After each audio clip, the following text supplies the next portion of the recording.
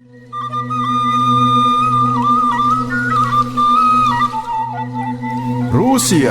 Pelet Marongge. Rusia, Pelet Marongge. Pelet Marongge. Marongge.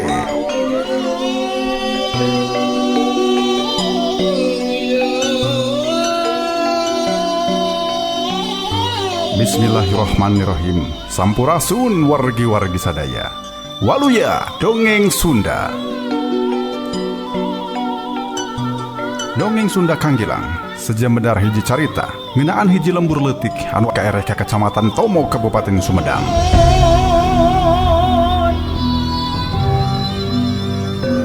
Di Marongge aya patilasan keramat anu pajah kungsi jadi tempat dumukna putri opatan Gerelis jeung Jarago Pelet. Marongge catak wewengkon leutik tarbitina hasil panalungtikan menulis sapara kanca tetela euyeup ku riwayat buhun.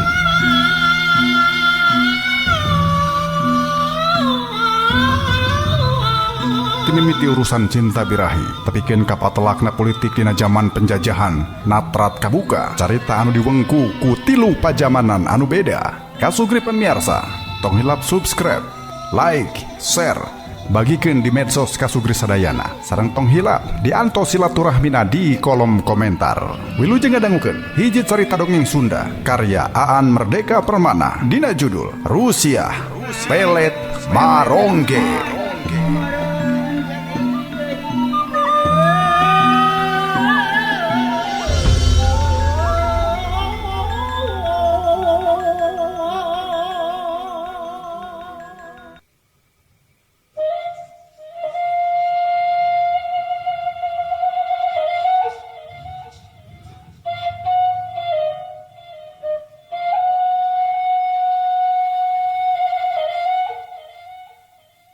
Kasugri pamiarsa mitra kaum dangu anu mulya. Peperangan di jero lembur memang geus rengse.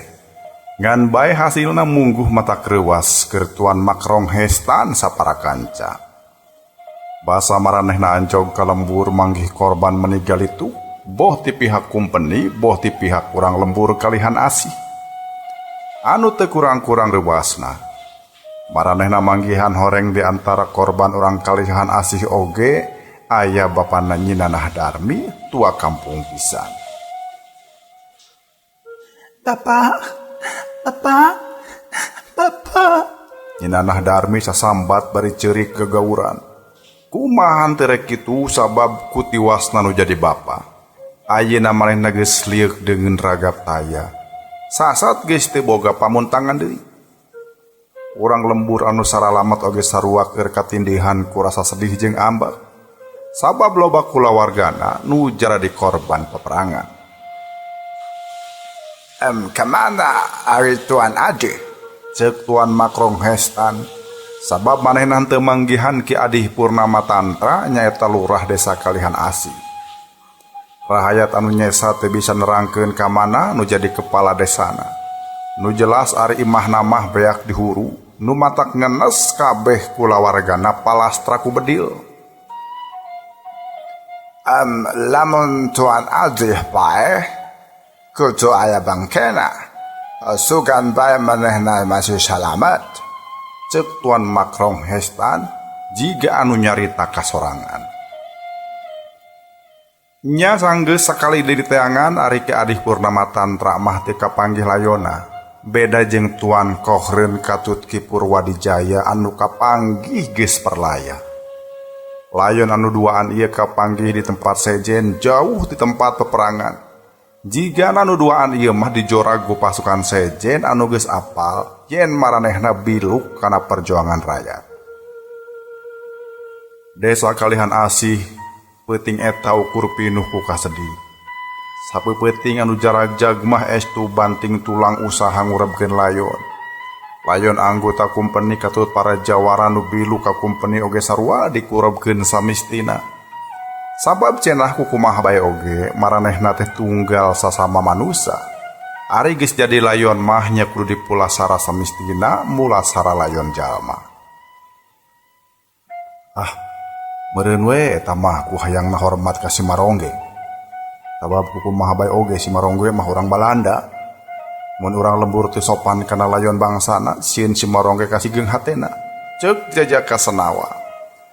Tapi wani nyarita kitu teh ukur Kaki Adhari jeung Kaki Yaksi, da kanu sejen mah teu wani.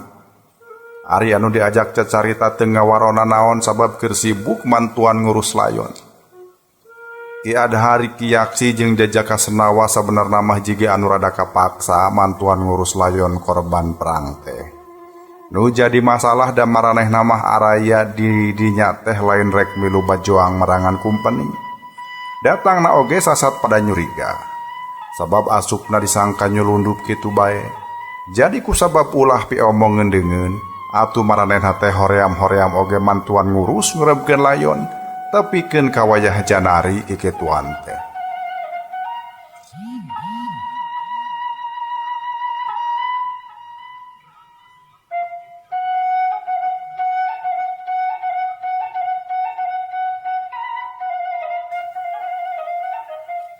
Saterusna urang teh bade kumaha juragan? Ceuk Jajaka Senawa sanggeus beres mantuan ngurus layon. Tiluanana Dariuk misah tinu sejen. Kumaha teh? Ceuk Ki Adhari murelang ka Jajaka Senawa, sabab tita tadi loba omong bae.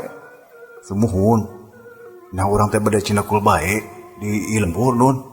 Ceuk Jajaka Senawa deui. Ditanya kitu sakedapan mah Ki Adhari teh ngahuleng. Meureun ku manehna oge sarua keur di pikiran, saterusna manehna nanya rek naon di dieu keneh. Da satorina mah aing datang ka dieu teh loba nu dimaksud. Kahiji tadina mah aing tah yang merasi mandapi, sangkan daek nyarenkeun lahan tanah. Sebab ku aing deuk disingsieunan yen mun teu daek ngajual tanah ka aing, bakal dilaporkeun tempat nyumputna ka kompeni. Tapi panayeuna mah eta mangkluk geus kojor euy, ceuk Ki Adhari. Upami kitu mah atuh saena sadera duaan mah moal leuwih wae ka galonggong kulan, ceuk Jajaka Senawa. Ngan bae sanggeus diomongan kitu, Ki Adhari kalah nyurang. Ari sia, nanaonan maksudna ieu teh? Usir-usir aing ti ieu tempat ha? Cenah bari morongos tarik tepikeun ka mata kaget anu sejen. Tapi pamanggih Jajaka Senawa ku Ki Yaksi mah jiga kapikiran. Buktina manehna mah langsung nyarita ka Ki Adhari yen aya alusna maranehna teh gancang ninggalkeun eta tempat. Mengpang nu sejen keur riweuh nguruskeun urusanana. Hadena mah urang teh geuat-geuat tinggalkeun ieu tempat, ceuk Ki Yaksi. Ngan bae pamanggih Ki Yaksi oge sarua dicempat ku Ki Adhari. Mangga heula sabab ieu teh aing masih kena boga urusan ieu teh. Omongna. Urusan naon tuh? Ki Yaksi tu manyakrung. Nagus paroho deui keur keperluan aing. Pan aing datang ka dieu teh di antarana teh hayang menang si Darmi deuleu. Ceuk Ki Adhari setengah nyegak. Demi ngadenge kitu anu karasa nyentuh kana mamaras mah ukur ka Jajaka Senawa. Kurang ajar ieu kolot masih kena hayang saingan jeung budak ngoranya. Ceuk hate Jajaka Senawa bari hatena heheaban. Kumaha henteu rek kitu sabab ceuk pangarasana anu bogoh ka Nyinanah Darmi mah ukur manehna sorangan. Sabab sababad satanding dina umur. Ki Adhari mah umur geus 40 tahunan atuh tuan Makrong Hestan umurna aya kana 30 tahunan. Ari sedengkeun Jajaka Senawa mah kakara 18 tahun. Sababad mun menangkeun Nyinanah Darmi anu umurna kakara 16 teh. Usabab Ki Adhari merod bae atuh pamustunganana tiluanana jadi ngobrolkeun perkara Nyinanah Darmi. Utamana mah nu ngamasalahkeun teh Ki Yaksi dari Jajaka Senawa mah jadi leuwih loba ngadengekeun. Cek kami mah andika bakal berat euy pikeun menangkeun Nyinanah Darmi teh. Sabab loba saengan, omong Ki Yaksi. Ngadenge disebut loba saengan kitu Jajaka Senawa ngaleret ka Ki Yaksi. Meureun cenah Ki Yaksi teh geus apaleun yen Jajaka Senawa ge sarua nenden hate ka Nyinanah Darmi. Saha eta saengan aing teh saha? Ceuk Ki Adhari murelang ka Ki Yaksi. Atuh daradat Ki Yaksi teh nyebutkeun yen Ki Adhari teh bakal nyanghareupan Tuan Makrong Hestan. Pantuan Marongge oge sarua sakitu masketna ka Nyinanah Darmi, ceuk Ki Yaksi. Darmi acan tang tupuruneun sabab bisa nyamarong ge bangsa asing. Bawa ayeuna mah beki keleuheun tah. Sabab bapana kojor ku Belanda. Sasat ku bangsa Simarong ge teh. Ceuk Ki Adhari. Tapi ari Ki Yaksi mah masih keneh neruskeun omonganana. Ari sayangan anu kadua, nyatana tuang rama nyalira ku anjeun. Apanan tuang rama oge hayongeun teh. Apanan salira kantos dongkap pake mandapit teh. Maksudna mah cenah ngalamarkeun Nyi Darmi kanggo tuang rama. Ceuk Ki Yaksi deui. Di omongan kitu Ki Adhari jamedud baeut. Watun keneh kitu Bapak aing. Umurna geus 70 jogol ngalawan budak parawan cekekan euy. Heueuh maksud teh umur geus 70 jogol ngalawan budak parawan cekekan. Ceuk Ki Adhari. Tapi ditembalan ku Ki Yaksi. Sabot keur guntreng kitu jajaka senawa mah terus we ngadedengekeun eta obrolan. Utama nama manehna teh hayang nyaho kumaha saterusna omongan Ki Yaksi ngeunaan lobana saengan anu keur marebutkeun Nyi Darmi. Nah ngaran aing bakal disabit-sabit moalnya. Ceuk pikir jajaka senawa. Ngan bae sanggeus lila di dagoan tetela Ki Yaksi mah teu nyabit-nyabit dirina. Nyaho ngaranna henteu disabit hate jajaka senawa teh aya atoh aya ambek. Ambekna asa dilelece teh dijieun itungan. Tapi keun bae jeung oge ngaran aing mah ulah kasabit supaya aing jong-jong dina rarekahan menangkeun Nyi Darmi. Ceuk pikir jajaka senawa. Tunda lalakon jajaka senawa ka Sugri. Ayeuna urang ngabandungan nasibna Nyi Darmi. Basa manehna nangenan yen anu jadi bapana geus tiwas alasan dijorag ku pasukan kumpeni. Atuh manehna kacida sedihna. Sedih pacampur jeung ambek. Tangtu bae ambek teh ka urang kumpeni. Nyi Darmi teh awewe anu sapopoena andelemi. Carang takol jeung ti loba cetak. Tapi ari waktu nyaksian layun anu jadi bapana geus ngebabatang mah paromana robah. Mun mah manehna teh maung meureun teu ngagerem bari hayang nembongkeun sihungna. Eta ku ambek-ambekna mireungeuh nu jadi bapana geus ngababatang.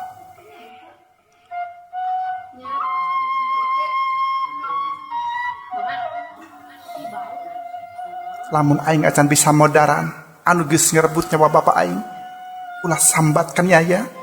Ceuk Nyi Darmi. Bari jejeritan jeung pada ngarejengan dan Nyi Darmi teh jiga arek nelenyang nyaorek indit ka mana. Darmi eling nyai duh eling Darmi sing eling Darmi. Ceuk anu ngarejengan. Aing mah teh gelo deuleuh. Mana ambek ieu ge aing teh waras. Aing mah waras. Ceuk Nyi Darmi bari geus jejeritan deui bae. Nya mun waras sok cempe atuh. Omong nu ngarejengan. Nah make kudu cempe mireungeuh kolot aing kojor sia. Ceuk Nyi Darmi nyangangang bari ajol-ajolan jeung teterejelan hayang leupas tina panalikung. Teu kudu amuk-amukan kieu, teu kudu dicengjerikan da Bapak sia mah geus moal hirup deui. Ceuk jalma deui. Di omongan kitu teh malah Nyi Darmi mah beuki gogorowokan ambek. Puguh ku sabab nyaho Bapak aing teh moal hirup deui, mana aing ambek jeung cerik ge. Namun bakal hirup deui mah sia, moal ngamuk kieu aing teh moal. Ceuk Nyi Darmi sugal cacaritana. Rengseng ngurepkeun layun bapana Nyi Darmi milih ngaringkeb maneh. Jigana teh teu hayang diteang ku saha bae oge. Mireungeuh kitu Tuan Makrong Hestan jadi geumpeur. Manehna hayang ngahibur Nyi Darmi ngan teu nyaho kumaha carana. Nyai Darmi, Tuan Makrong Hestan ngetrokan panto. Anu tita tadi ditulakan di jero. Di ketrokan sababaraha kali Nyi Darmi teu daek ngawaro. Nyai, open the door. Nyai, open the door. Ulah kitu Nyai. Tuan Makrong Hestan sababaraha kali ngetrokan panto. Isukna bae Nyi Darmi kakara kaluar ti kamarna. Kituna teh bari panon barintit jeung awak sepa. Buuk nage cawig-wig teh diurus daek mokekeun panto teh sabab aya kolot anu neang. Ceuk eta kolot cenah urang lembur kabeh kudu karumpul di balai desa pikeun nangtukeun sikap saterusna dina nyanghareupan musuh. Urang teh geus leungit sagala lian ti loba rahayat anu palastra dina pangperangan. Urang ge ayeuna teh geus teu boga anu mingpin. Lurah Adih nyao kamandi. Tua kampung Mandapi geus puguh tiwas. Hayu ayeuna urang milih pamimpin anyar sangkan puguh kudu kumaha nya dina nyanghareupan kaayaan saterusna ceuk jalma anu pangkolotna di dinya. Samemeh nu sajian ngasongkeun Nyeunanah Darmi geus miheulaan nyarita. Kami mah hayang nyaho, saha pigantian lurah jeung saha pigantian tua kampung. Utetela, ayeuna kami endek nyarita. Sing saha jalma anu bisa mangmaleskeun ka nyeri ku paehna bapa kami. Mun awewe saluhureun rek di aku lanceuk. Mun umurna geus kolot rek di aku indung, ceuk Nyeunanah Darmi. Keur kitu celengkeung Ki Adhari. Kumaha mun lalaki teh?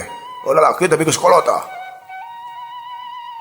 Mun lalaki saumur bapa kami, ngandek di aku bapa, tembal Nyeunanah Darmi. Terus kumaha lamun lalaki teh? Dipanteseun jeung bisa lakieun tah, kumaha tah? Ceuk Ki Adhari deui. Asalnya sanggup maehan jalma anu kungsi maehan bapa kami. Mun salaki saluhureun atawa keun saha bae saha dapeur, ku kami bakal aku salaki, ceuk Nyeunanah Darmi. Henteu disangka-sangka sanggeus Nyeunanah Darmi nyarita kitu, ti saban juru ti saban tempat maniting aracung lalaki anu nyanggupan ngalaksanakeun kahayang Nyeunanah Darmi. Montong salebangkeun si Kakang lah, jelema jahat nu diketeang ku Kakang ieu, ceuk Ki Adhari seuri nyeleukeut. Ngan bae can leungit sora nu seuri geus kadenge deui sora nu sejen nyanggupan. Akang ge sanggup lah, toh pati jiwaraga keur ngabela nyai, ceuk Jajaka Senawa nyelengkeung di tukang. Akang ge sanggup, toh pati jiwaraga mah keur ngabela nyai mah lah. Ngadenge kitu Ki Adhari morotot bari hundura ka kerot. Kurang ajar sia. Ari sia naonan lauk puruk milu mija sia teh. Omongna ti popolotot. Ngan sampe meh Jajaka Senawa anu nembalan geus dipiheulaan deui ku Nyeunanah Darmi. Nya, pokona mah sing saha lalaki anu bisa meruhkeun anu geus maehan bapa kami. Tan wande bakal di aku salaki, ceuk Nyeunanah Darmi mungguh matak beureum ka beungeut Ki Adhari. Sayembara anu ceuk keneh dibewarakeun ku Nyeunanah Darmi teh tang tu bae ka Bandungan pisan ku Tuan Makrong Hestan. Ngan bae ari manehna mah teu pipilueun ngacung komo make carita nyebut sanggup mah. Ngan bae ku polah Nyeunanah Darmi sarupa kitu teh mungguh matak nyeletit kana hate leutikna. Aya kutang taingan Nyeunanah Darmi. Nah make kolu nyayembarakeun jodoh sarupa kitu. Apanan kudu nama manehna nyaho yen aing teh kacida bogohna ka manehna. Kitu ceuk hate Tuan Makrong Hestan mun mah jalan pikiranana disundakeun. Saterusna ti saprak Nyeunanah Darmi ngumumkeun eta sayembara. Isuk pagetona oge sasat meni geus riap para lalaki teh budak ngora teh nu geus dewasa ka asup anu geus kolot. Ari satungtung maranehna ngarasa bedas jeung jag-jag waringkas mah pada ngaku sanggup neangan jalma anu geus maehan Ki Mandapi nya eta bapana Nyeunanah Darmi.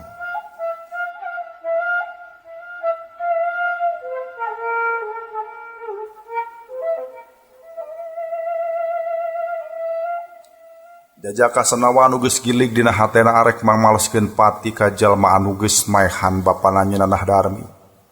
Atuh ti harita gawena manehna mah babalcetan ngajauhan Ki Adhari sabab polah manehna anu sasat geus cucungah hayang milu kana eta sayembara eces moal disatujuan ku Ki Adhari. Paduli aing dimusuhan ku si Adhari oge. Da masih eueuh sayembara oge aing mah geus hayang ngejatin kungkungan manehna, ceuk pikir Jajaka Senawa. Tapi naha Jajaka Senawa bakal sanggup ngalaksanakeun eta kahayang.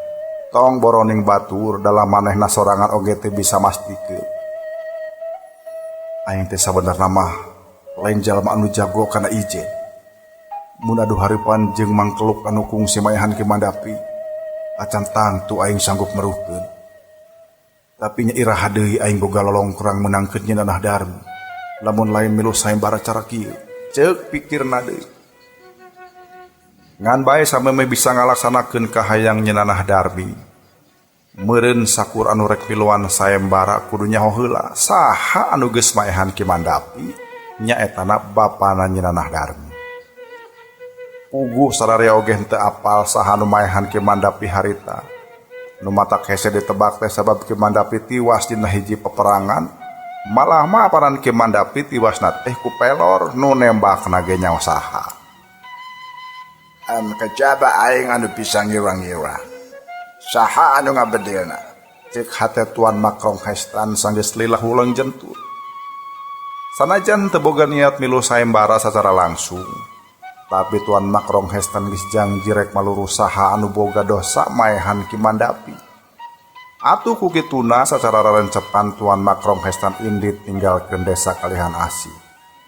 Tengah peuting keur jemplang-jempling manehna babali cetan asup ka wewengkon kadipaten anu ditujulna taya lian iwal ti markas kumpeni. Tuan Makrong Hestan ngagunakeun pakaian saragam kumpeni, ku saliwat mah manehna moal katohian. Keur mah sanajan ngaran Makrong Hestan sadarea oge geus pada apal, tapi da teu kabeh anggota kumpeni apal kana beungeutna. Atuh basa Tuan Makrong Hestan pura-pura keur tugas jaga sabatae manehna bisa kukulunuan mariksaan saban kobong tangsi. Aing kudu neangan Menir van Degeren Van Degeren Riksen. Sabab cuk si Karmidun ieu jalma kecida nyewaeunana ka Ki Mandapi. Cuk Tuan Makrong Hestan nyarita dina jero hatena. Tuan Makrong Hestan kungsi nampa beja ti Ki Karmidun yen Menir van Degeren Riksen kacida geuleuheunana ka Ki Mandapi. Nu jadi perkara mah bongan Ki Mandapi hese ngajual lahan leuweung jati ka Menir van Degeren. Jadi sawaktu aya parentah yen pasukan kumpeni ti kadipaten kudu ngajorag panyumputan Karaman, Menir van Degeren milu gabung. Paingan aing mireungeuh Menir van Degeren di ditu. Paingan aing mireungeuh Menir van Degeren nya kakak sori sanggeus mireungeuh Ki Mandapi kebenangan. Ceuk pikir Tuan Makrong Hestan. Ngarasa yakin yen anu maehan Ki Mandapi teh Menir van Degeren Riksen, atuh Tuan Makrong Hestan satekah pola hayang manggihan eta jalma di tangsi kumpeni. Hanjakal anu keur teangan teh teu kapanggih sabab jinis namah cenah keur suwung nyaho ka mendi. Ngan bae basa Tuan Makrong Hestan rek ninggalkeun tangsi manehna ngadenge paguneman di sasama anggota kumpeni. Eta kabuk paguneman teh mungguh matak ngabungahkeun sabab cenah pagetona kaleuweung jati di wewengkon Galonggong bakal aya sabubuhan kumpeni anu rek ngayakeun kontrol. Nu rek ngalanglang leuweung jati teh cenah bakal dipimpin ku Menir van Degeren. Aing kudu gancang-gancang mulang ka desa Kalihan Asih. Cek pikir Tuan Makrong Hestan sanggeus ngadenge eta beja. Tuan Makrong Hestan gura-giru mulang deui ka desa Kalihan Asih ka Sugri. Sanggeus anjog manehna ngumpulkeun kaum lalaki katut paranonoman anu sakirana masih keneh jag-jag waringkas. Tuan Makrong Hestan anu geus benteh cacarita ku basa wewengkon teh langsung medar hasil panalungtikan sawaktu nyelendep ka tangsi kumpeni di kadipaten. Ik geus ngayakeun panalungtikan tur geus bisa manggihan saha anu mateni Ki Mandapi. Ceuk Tuan Makrong Hestan. Ngadenge eta omongan atuh nu ngadengekeun pada curingha. Geus kitu maranehna silih pelong jeung sasama. Saha ngaranna teh nu maehan Ki Mandapi teh? Ceuk Ki Adhari panasaran. Pananya anu sarua oge diasongkeun ku Jajaka Senawa. Nya, saha jalma nu geus maehan Ki Mandapi teh? Omongna Jajaka Senawa teh meni langsung dipolototan ku Ki Adhari dumeh pipilueun ngasongkeun pananya sarupa kitu. Sabot Ki Adhari molototan Jajaka Senawa di tukang nuker tinggal riung teh kadenge aya nu nyelengkeung. Nya ku Tuan Marongge ge moal dibejakeun atuh. Apanan sadaya ge keur milu sayembara. Pokna bari seuring ngaheuleuh. Ngan bae ari Tuan Makrong Hestan mah teu kapangaruhan ku anu nyelengkeun kitu. Da buktina manehna mah tetep we nyebutkeun saha jalmana. Numayhan Kemandapi teh anggota kompani ngaranna Menir van Degeren Riksen, ceuk Tuan Makrong Hestan bari panonna ngulincer ka saban jalma. Nya kebenge apal? Numayhan Kemandapi teh pasti Menir eta teh. Pasti Menir eta lah, ceuk lalaki ti juru nyelengkeun. Sarua we nyaho, nya si Menir, ceuk anu sejena deui rae. Lamun geus nyaho ti awalna, bah atuh cari cing bae. Apaanan sayembara teh upahna teh awak nyinalah darmi oi, ceuk lalaki jangkung ngaheuheuseun. Tuan Makrong Hestan tetep teu kapangaruhan ku anu ting celengkeung bari seuri. Buktina manehna mah geus pok dinerangkeun hasil panulung ti kanana. Menir van Degeren Riksen isukan rek ngayakeun curni kaleuweung jati di Galonggong. Hajena urang di arah-arah wae di eta tempatnya, ceuk Tuan Makrong Hestan. Keun bae ku kaula lah, dipegat-pegat mah. Urang kocoran ku kaula sorangan we lah. Ceuk lalaki di juru langsung cengkat bari ngalugas bedog. Tapi danu sejen ge sarua carengkat sabab pahayang-hayang maehan Menir van Degeren. Mun indit masing-masing bakal susah.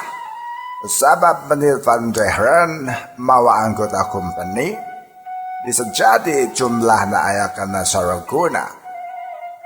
Mun urang tengah hiji moal bisa ngarah-ngarah Menir van Degeren, omong Tuan Makrong Hestan bari saterusna umajak kanu araya sangkan nyieun hiji pasukan anu tugasna megat-megat aleutan anu rek ngaliwat kaleuweung jati di Galonggong teh.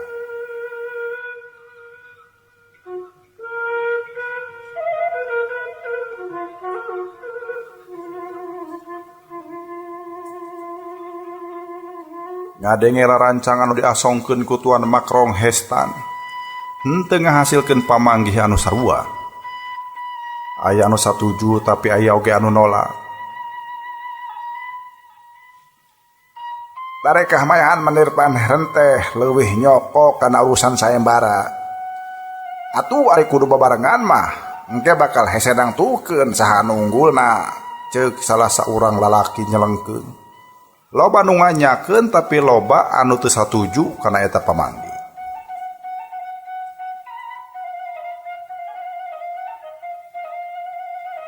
Dina palebah dieu lepaskeun heula urusan sayembara mah, sabab anu leuwih penting di eta urang teh kudu inget kana urusan perjuangan.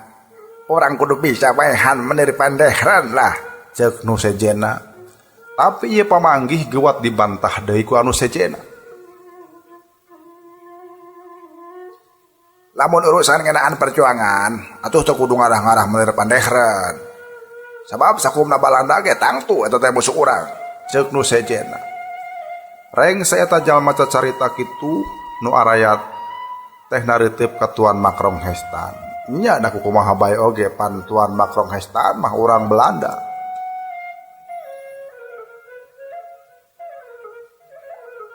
Ulah bisa kompet daunkeun sabab Tuan Marong ge mah najan orang Belanda ge tapi bela ka urang, ceuk nu sejen ngingetan dabongan bieu aya nu nyarita yen perjuangan maranehna teh ngalawan bangsa Belanda.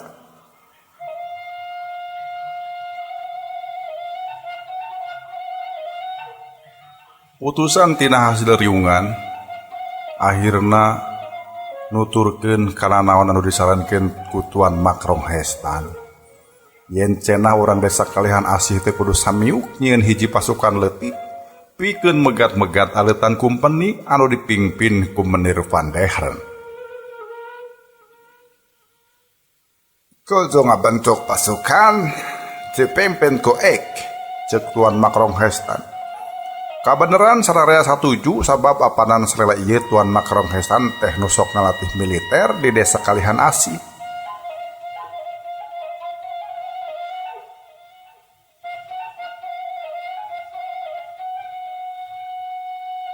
Anu rek gabung sok keharap, Omong Tuan Makrong Hestan. Bari ngulincer neuteup ka saban juru turus tekung silila geus ting arajeg sababaraha urang. Nu sarua milonang tung teh oge Ki Adhari, Ki Yaksi jeung Jajaka Senawa. anu sanggup gabung syaratna kudu taat kana aturan ik. Ik rek nyusun siasat. Jeung eta siasat kudu digugu ku anggota pasukan, Cek Tuan Makrong Hestan. Meureun sangkan henteu loba patalek. Nu geus saranggup gabung kana pasukan mah henteu ngasongkeun tanjakan nanaon. Hartina sadarea siap pikeun nurut kana aturan anu dijieun ku Tuan Makrong Hestan. Rengse baradami kitu kacatetkeun aya 15 lalaki jagjag anu gabung kana eta pasukan. Poe eta keneh pasukan teh geus disusun, malah poe eta keneh pisan Tuan Makrong Hestan mere latihan militer. aya dua tindakan anu bakal dijalankeun ku urang. Kahiji ngintip kadua pertempuran, tapi taktik urang kudu ngabongohan. Sabab ku jalan ngabongohan dipiharap teu kudu aya pertempuran. Cek Tuan Makrong Hestan dihareupeun 15 urang anu keur ngadarengekeun. Cek Tuan Makrong Hestan tujuan utama ieu pasukan teh lain ngayakeun pertempuran tapi ngabongohan musuh. Musuh kudu bisa dialihkan samemeh maranehna bisa ngalawan. Cek Tuan Makrong Hestan. Beki gancang meruhkan musuh, bakal beki ngurangan korban di pihak urang. Omong Tuan Makrong Hestan deui. Ari isukna ka Sugri aya laporan ti juru telik yen Menir Van der Hendriksen ditulus ngontrol ka Galonggong, tapi ka tempat anu leuwih jauh nyaetana ka leuweung-leuweung jati nu aya di wewengkon Jati Gede. Lamun nya kitu urang kudu ngarobah taktik. Sabab keayaan leuweung antara Galonggong jeung Jati Gede eta beda. Cek Tuan Makrong Hestan sanggis narima laporan ti juru telik. Ngan bae soal robahna tempat anu rek dijorag, jadi nimbulkeun kacangcayaan keur sawatara anggota pasukan ti Kalihan Asih. Anu baroga pamanggih beda teh di antarana Ki Adhari jeung Jajaka Senawa. Aing mah teu percaya kana laporan juru telik teh. Cek Ki Adhari. Ieu pamanggih diheueuhan ku Ki Yaksi. Cek Ki Yaksi juru telik teh jalma nu deukeut jeung Tuan Makrong Hestan. Bisa bae Tuan Makrong Hestan teh rek namunikeun kajadian anu sebenarna. Cek Ki Yaksi. Nyamunikeun naon Ki Yaksi? Cek Jajaka Senawa hari weus-weus nanya. Ngadenge Jajaka Senawa milu nembrong, Ki Adhari muraleng semu boncelik. Majenung sia, mau milu cacarita segala si teh. Omongna bari nyegal.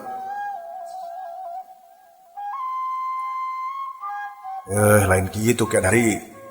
Leuwih loba pamanggih, leuwih alus. Kapan anu penting mah kumaha carana sangkan urang meunangkeun sayembara. Cek Jajaka Senawa. Ayeuna mah manehna cacaritana edeg, teu ngarasa kudu hormat ka Ki Adhari. Yen Jajaka Senawa ayeuna cacaritana jadi edeg eueuh basa kasopanan sarupa kitu mungguh karasaeun pisan ku Ki Adhari. Manehna geus hayang sabak beukeun nonjok ka Jajaka Senawa mun mah harita di dinya teh eueuh sasaha. Tapi naon sababna ayeuna Jajaka Senawa wani ngunghak ka Ki Adhari? Sabab manehna ayeuna geus ngarasa satata salila cicing di eta lembur teh. Ki Adhari di Kalihan Asih teh dianggap jalma jugala. Teh dianggap jalma jugala maksud teh. jeung teu dianggap jalma beunghar. Beunghar so teh cenah di imahna anu lubak libuk. Ari ayeuna mah pansasat kakerem di lembur anu hese diingkahan. Leuwih na ti kitu boh Ki Adhari boh Jajaka Senawa kadudukanana tetap handap di kalangan rahayat desa kalihan asih mah. Sabab kungsi dicuriga tina kajadian tiwasna utusan anu ka kadipaten teh. Ayeuna aing satata jeung manehna sabab satata dina milu sayembara menang Nyi Darmi. Jadi nah mah kudu hormat ka manehna, ceuk pikir Jajaka Senawa. Angos sarela aing sosoranganan di leuweung. Aing teu oleh musuh awak sangkan jadi jelema bedas.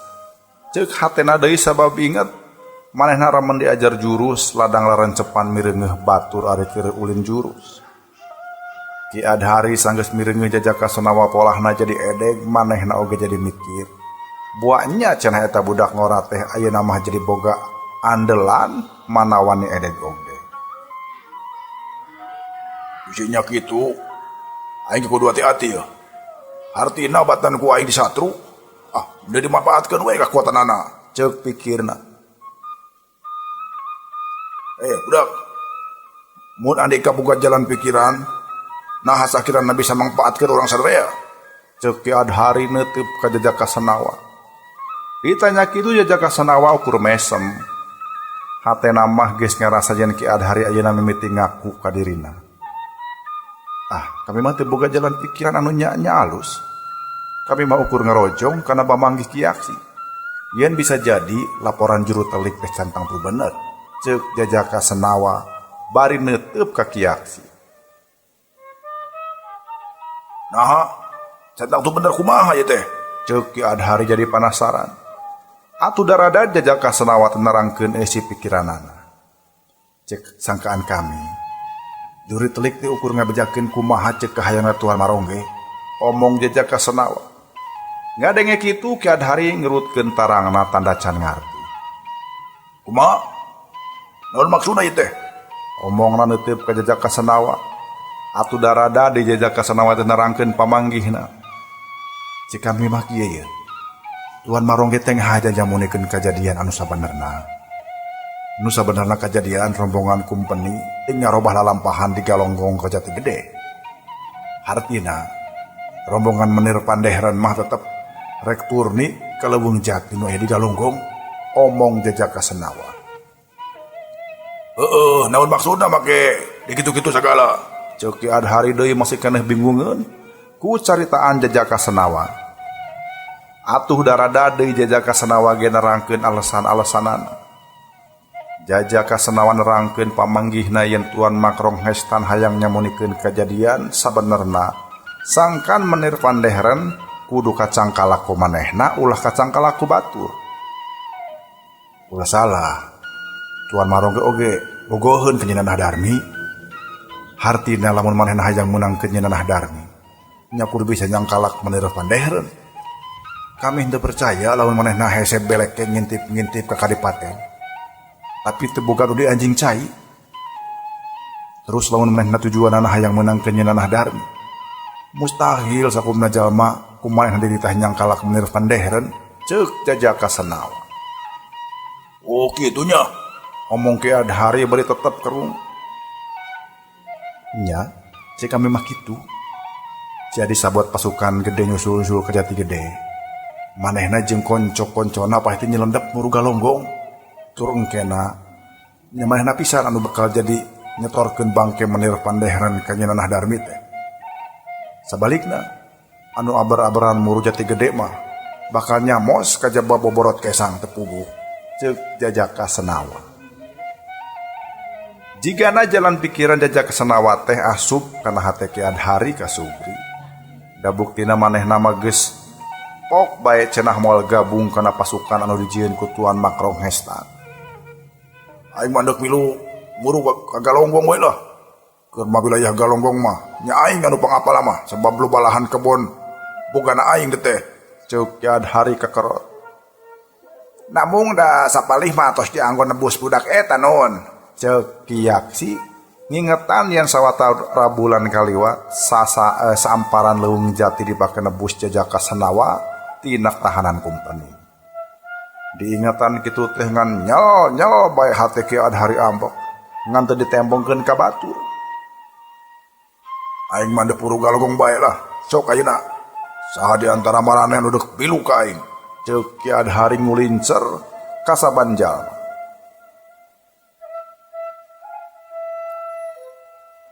Naon kauntunganna namun kami bilu ka Andika. Sawa beces ari upah nanjina Nah Darmi mah. Meureun kami moal kaagehan.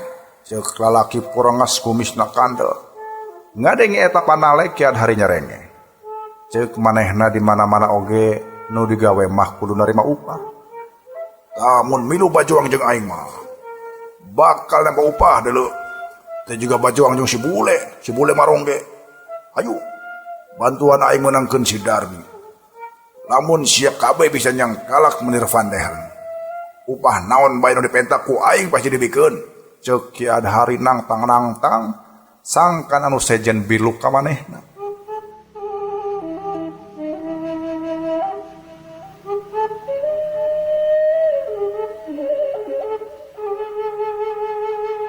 Kami daek bilu ka Andika, ngan bae mun di mana hasil kami minta tanah kebon nu lega lah.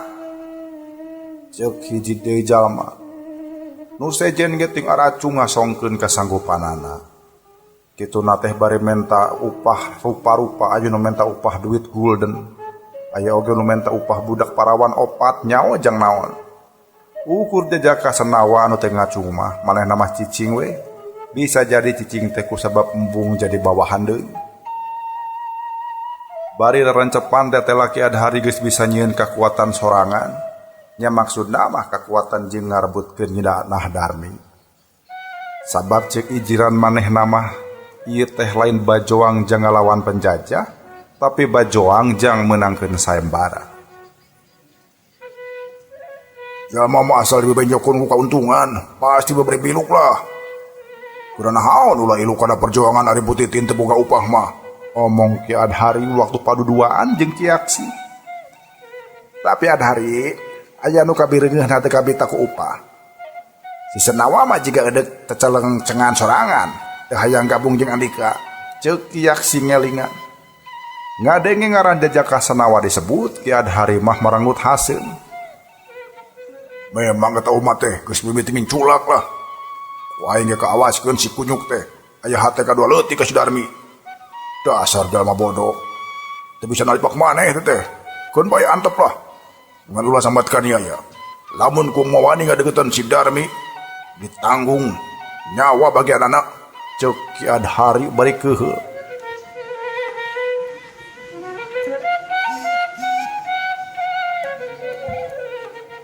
Padahal mati-batan kahareupna jadi pucuk rungga mah. Kumaha maneh tak kunyuk teu diperenan bae lah. Perenan we ayeuna keneh pisan. Yaksi. Ceuk Ki Adhari sanggeus ngahulang sakedapan. Ngadenge pamaksudan Ki Adhari kitu, Ki Aksi ngareret reuas. Kumaha cara mayahnana? Mun kitu bae mah meureun bakal nimbulkeun riweuh. Ceuk Ki Aksi karu. Atuh babari pisan eta mah. Kareneangan jalma anu upahan we. Pancek aing ge jalma mah asal dibere kauntungan pasti bakal bisa diutawe teh kurang. Sebutkeun we yen si Senawa teh basa iyang ka kadipaten geus nyieun pola hianat kitu. Kitu sababna urang lembur harita dicangkalak. Tur tepikeun katiwasna pisan disiksa kumpeni. Mun geus dibere beja kitu tangtu kabeh urang kalihan teh bakal ngepuk Senawa tah. Ceuk Ki Adhari. Omongan Ki Adhari teh sabenerna mah ukur rek nyieun pitenah bae. Sangkan jajaka Senawa cilaka pada ngaraponan. Tapi naon anu rek diomongkeun ka batur teh sabenerna mah hiji kajadian anu nyata kungsi aka alaman. Kawas anu geus dipedar dina bab-bab anu kaliwat. Apana disebutkeun nya jajaka Senawa teh datangna ka markas kumpeni di Kadipaten harita, niatna memang rek ngahianat. Nyaeta rek ngabejakeun di mana Tuan Makrong Hestan nyumputna. Harita lamun jajaka Senawa teu ditebus ku Ki Adhari, nyawana moal salamet. Aing ngadeg nyieun reka perdaya lah. Engke di leuweung Jatigalonggong. Cabot keur paciweuh ngelawan pasukan kumpeni aing rek ngutus jalma pikeun mayahan Senawa. Rek di podaran sadaran cepan baik ngan mun batur apaleun yang perlu disebutkan si Senawa di podaran teh dabongan geus lumaku hianat gitu moal susah ceuk Ki Adhari nyusun rarancang dina tarekah merenan nyawa jajak ke Senawa. Tapi nahnya pasukan kompeni anu dipimpin ku Menir van Degeren Riksen teh lain ngayakeun lalampahan ka Jati Gede, tapi tetep muru leuweung Jati Tigalonggong. Puguh eta ge pan ukur ceuk Pangira Jajaka Senawa ku sabab kalindih ku rasa curiga bae. Jajaka Senawa harita nyebutkeun yen bisa jadi Tuan Makrong Hestan teh ukur ngilungan anu sejen, sangkan manehna jongjon yang kalak Menir van Degeren. Tur engkena ukur Tuan Makrong Hestan anu unggul dina sayembara. Dina kanyataanana tetela rombongan Menir van Degeren teh teu kabireungeuh ngalantok ka leuweung Jati di wewengkon Galonggong. Meunang saendeng-endeng balad upahan Ki Adhari ngintip-ngintip teu careuh-careuh acan anu ngaliwat ka dinya. Urang ajar aing geus katipu ku Senawa yeuh. Teangan, mana si Senawa? Mana? Ceuk Ki Adhari. Haharewosan itah Ki Yaksi ngoleset di panyumputan sejaneangan di mana Jajaka Senawa ayana. Tapi sanggeus Ki Yaksi rungah ringeuh ka saban rungkun manehna henteu mireungeuh Jajaka Senawa. Eueuh deuleu si kucing teh. Eueuh Adhari eueuh. Ceuk Ki Yaksi hariweus-weus. Ngadenge kitu atuh hate Ki Adhari nyal-nyalan ambek. Para kanca, cing teang di mana si Senawa? Teangan. Ceuk Ki Adhari gogorowokan. Tarik bakat lukeheul. Bakat lukeheul dipangkaburkeun ku Jajaka Senawa.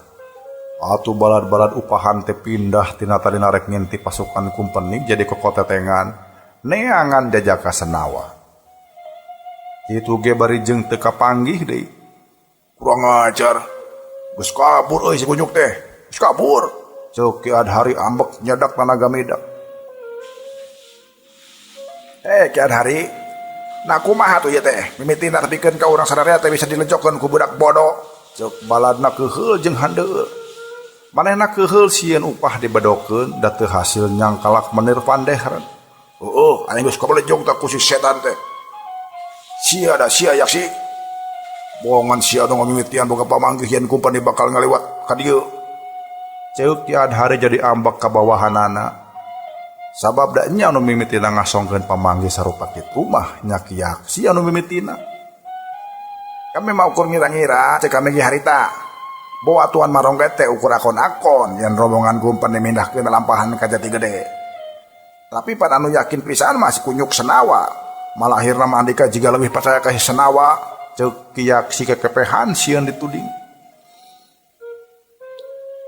Tapi naha luntana teh halunta ka mana sabenerna di Jajaka Senawa. Memang henteu mencong tina sangkaan yen maenna tetela geus ingkah kakaburan di eta tempat. Lain sieun dituding geus ngalejokeun tapi maenna oge ngarasa keheul jeung handeueul. Nah hati heula make boga pikiran sarupa kitu. Aing salah sangka nyuruh si Marongge. Da geuning tetela rombongan kumpeni teh teu ngaliwat ka Galonggong. Ceuk hatena bari keheul ka cida. Tur ari geus kitu mah sacara rarencepan manehna ngoleset tina rungkun ngajauhan eta tempat. Jajaka Senawa ingkah ti leuweung Jati Galonggong sabab hayang Guragiru muru Jati Gede. Ingkahna sasat Guragiru da sieun kapoosan. Aing ulah tepikeun katinggalan waktu. Sabab aing hayang nyangkalak si Menir Degeren. Ceuk pikir Jajaka Senawa bari lumpat gancang di tebeh kaler muru ka tebeh kidul. Balad upahan anu masih keneh di leuweung Jati Galonggong oge kabireungeuh marojengja. Manehna nalek ka Ki Adhari kumaha cenah saterusna. Malong salempang, sebab perjuangan urang masih keneh panjang ye. Ceuk Ki Adhari ngabobrah. Lain masualkeun perjuangan anu masih keneh panjang. Ngan adik kudu inget, pan mana kami sararea ka dieu teh. Oge maksud mah hayang boga upah. Ari ayeuna kumaha ye? Kami embung mubah capek gawe teu kapake. Ceuk salah saurang anu kumisna baplang.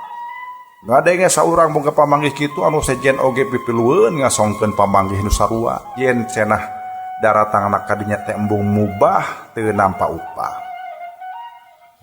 Soal lupa mah gampang.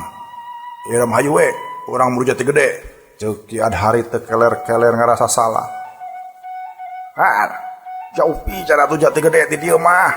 Ceuk jalma, Nyari ari geus nyenda kumaha tuh. Nu buburu ngalaupah kalapa ge. Teu we upahna teh ari geus hasil murag kalapana. Ari cana rekel geus diupah mah. Rugi bandar tuh. Ceuk Ki Adhari nyegag bakat ku anu.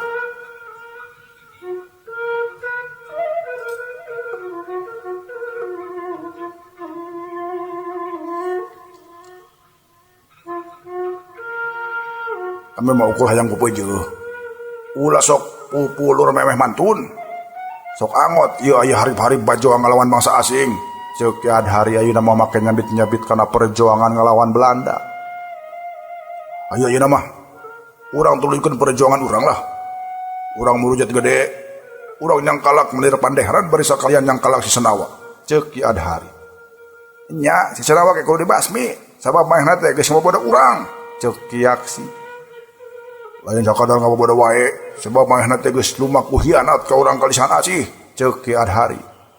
Hianat kumaha teh? Jalma mimiti kapangaruhan ku omongan Ki Adhari. Dina nya campah jajaka Senawa.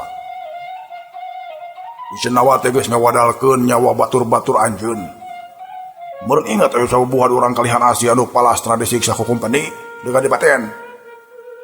Paneta teh gara-gara si Senawa geus hianat teh. Ceuk Ki Adhari ukur ngira-ngira nyieun pitena. Padahal pola jajaka Senawa ti heula oge nya kitu pisan.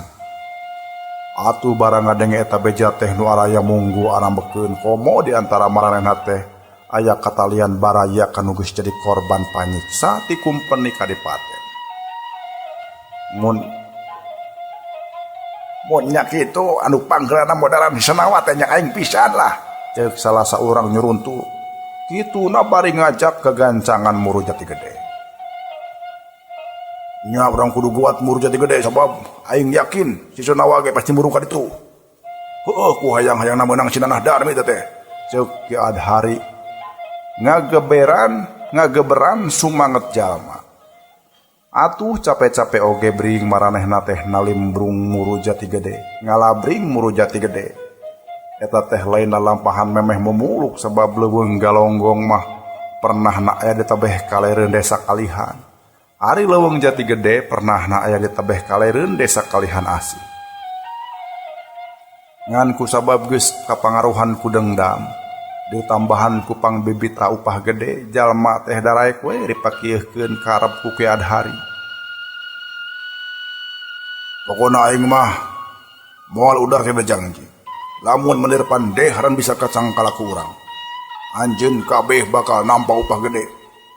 Tur eta upah teh bakal beuki gede deui mun sakalian bisa modaran di Senawa.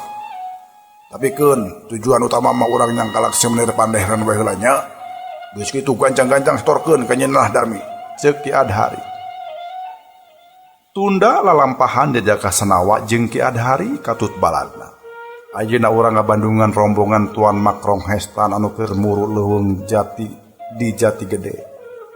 Tuan Makrong Hestan ngarasa heraneun, ngarasa hemeng sabab nu milu jeung manehna teh teu luyu reujeng janji samemehna.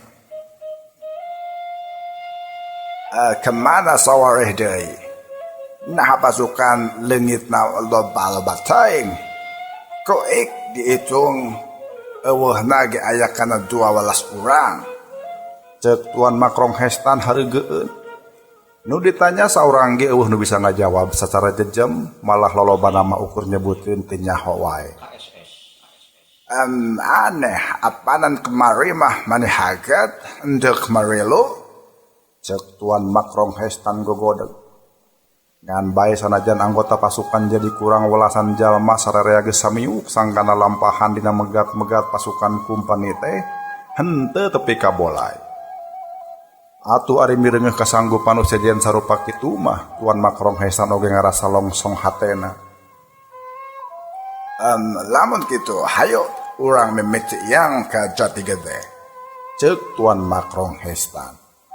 Tur ari geus kitu mah ngan bring bae sabubuhan jalma teh muru ka leuweung Jati nu aya di wewengkon Jati Gede. Pasukan anu dipimpin ku Tuan Makrong Hesan teh aya kurang leuwih 30 urangna. Pakarang anu dibawa ukur bedog jeung tumbak nu ngahajadi jin tina awi.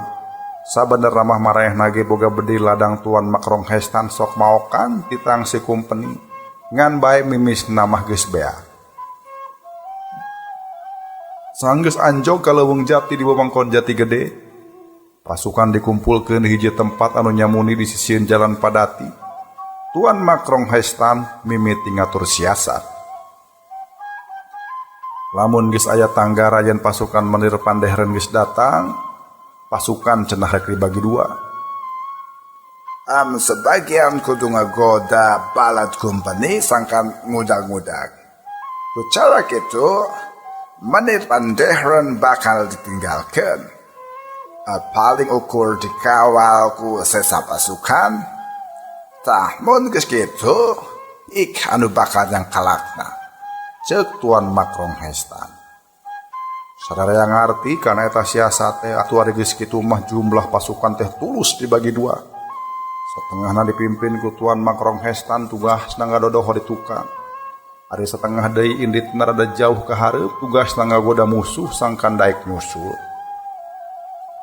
Rada lila ngadodoho musuh teh. Sabab sanggeus didagoan saendeng-endeng teu kabireungeuh kalabah dinya bakal aya rombongan nu ngaliwat. Baladna mah ret deui ka Tuan Makrong Hestan meureun ti ditu mah tumanya naha musuh can keneh datang. Ngan bae ari ngagunakeun isarah leungeun Tuan Makrong Hestan ngabejakeun yen pasukan kudu sabar nungguan. Da nya bae ka Sugri ari ditungguan mah musuh teh teu woleh datang ti jauh oge geus kadenge sora kotoplak alitan kuda. Juru telik anu ngawaskeun tina dahan kai Jati ngabejaan ku isarah ngeunaan jumlah eta alitan. Musuh aya 40 aletan kuda. Semagreng ku Badil jeung Gobang, ceuk Tuan Makrong Hestan ngagerenyem macabat saisarah anu disebutkeun ku juru telik. Kuat moal urang ngayonanan aya, ceuk anak buah Tuan Makrong Hestan. Sabab tetela jumlah musuh jauh leuwih loba. Tuan Makrong Hestan teu mere komentarna naon ngan nu katingali mah halisna we kerung tandana keur mikir. Alitan pasukan kumpeni geus ngaliwat, Menir Pandehreun kabireungeuh aya di tengah rombongan. Manehna nyolendangkeun Bedil jeung nyoren Gobang, nu sejen oge sarua samagreng ku pakarang. Ku pasukan anu keur dipimpin ku Tuan Makrong Hestan teh diantep sinaliwat. Basa pasukan musuh geus ngaliwati tebeh hareup kadenge anu hohoak nangtang-nangtang. Mungguh matak reuwas tapi oge sakaligus matak ambek keur pasukan kumpeni. Ari sababna anu nangtang-nangtang teh bari jeung totonggengan sagala, malah cenah pangsina diparosotkeun atuh kabireungeuh anu ngegabel di tukang.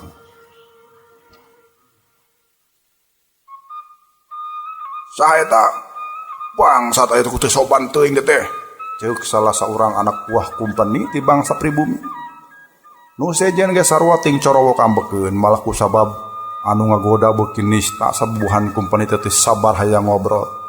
Tur teh bisa dihalangan deui ngan beretak we ulas-ulas kuda teh dibedal ku anu trumpakna pikeun ngudag-ngudag anu totonggengan teh.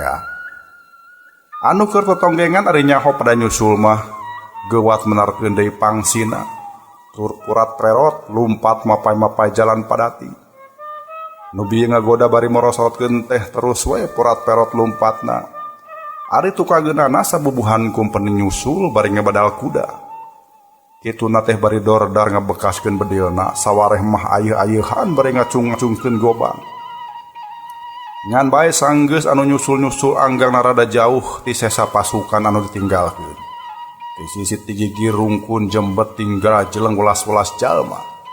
Kituna teh bari langsung narajang ka balad kumpeni anu keur tarumpak kuda. Anu diserang puguh we rareuwaseun. Sabab samemehna maranehna henteu nyangka bakal kitu kajadianana. Aduh, kasugri pamiarsa. Waktosna saep ieu teh. Hatur nuhun parantos sasarengan. nu parantos ngabandungan pedaran ieu dongeng anu judulna Rusia Pelet Marongge karangan Aan Merdeka Permana. Kang Gilang saprakancang haturkeun nuhun kanu parantos sasarengan di channel YouTube anu parantos subscribe teu kinten sim kuring haturkeun nuhunna anu teu acan mangga di subscribe, di like, sareng di share oge tong hilap di antos komentarna di kolom komentar. Sareng supados teu kakantun carios anu salajengna mangga toel tanda loncengna. Hatur nuhun, urang tepang dangu di enjing dina waktu sareng galur anu sami. Billahi taufik wal hidayah. Wassalamualaikum warahmatullahi wabarakatuh. Permios.